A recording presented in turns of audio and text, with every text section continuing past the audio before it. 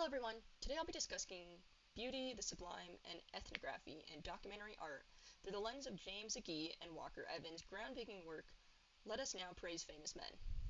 I will explore how their work challenges traditional aesthetics and evoke emotional truth by documenting the lives of tenant farmers during the Great Depression. So to start off with some background on James Agee and Walker Evans, Agee was an American writer, journalist, and poet who was deeply involved in social conscious writing during the Great Depression. His ability to blend rich lyrical prose with gritty realism made his work really stand out. Walker Evans, a photographer, worked for the Farm Security Administration, capturing the effects of the Depression. His stark, unembellished images are considered a cornerstone of documentary photography, revealing beauty in everyday life.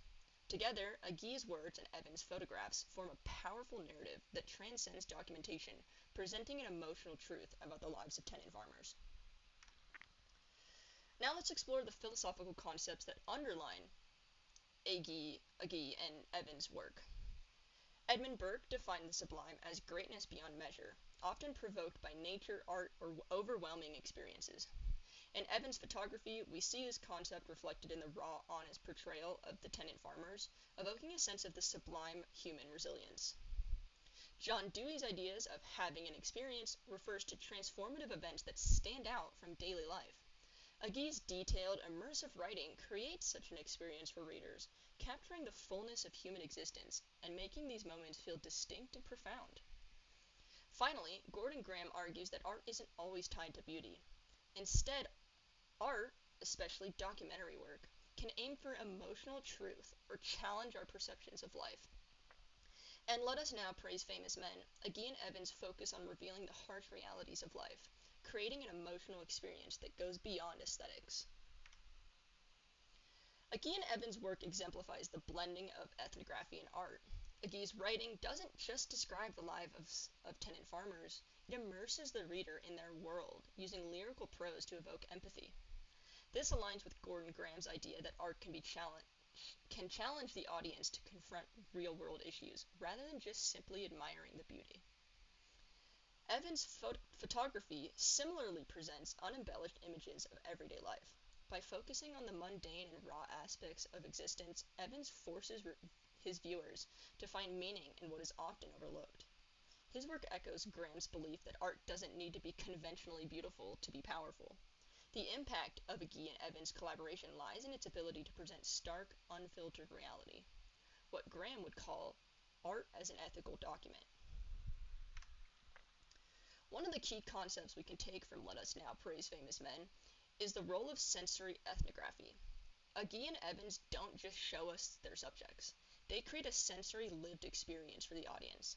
Their work engages us on a deeper level rather than just visual beauty. Graham's philosophy supports this approach, suggesting that engaging with art on an emotional or intellectual level can be just as valuable as finding it aesthetically beautiful. In fact, Agee and Evans focus on capturing emotional truth. Their work is revelatory because it changes the audience by exposing them to the realities of human suffering, without trying to make that suffering visually beautiful. This ties into Burke's idea of the sublime, where greatness comes from the overwhelming emotional power of the art, not just its aesthetic appeal. So to summarize, the philosophical concepts we've covered, Burke's idea of the sublime is evident in Evans' photography, which captures the overwhelming emotional power of the tenant farmers' lives. Dewey's concept of having an experience is mirrored in Agee's immersive prose, as his writing turns everyday life into something transformative. And lastly, Graham's critique of the beauty is reflected in the focus on emotional truth, emphasizing the importance of documenting reality, rather than just beautifying it. So this just leads me to my main question. How do you think the emphasis on emotional truth, rather than traditional beauty, affects how we interpret documentary work like Agee and Evans?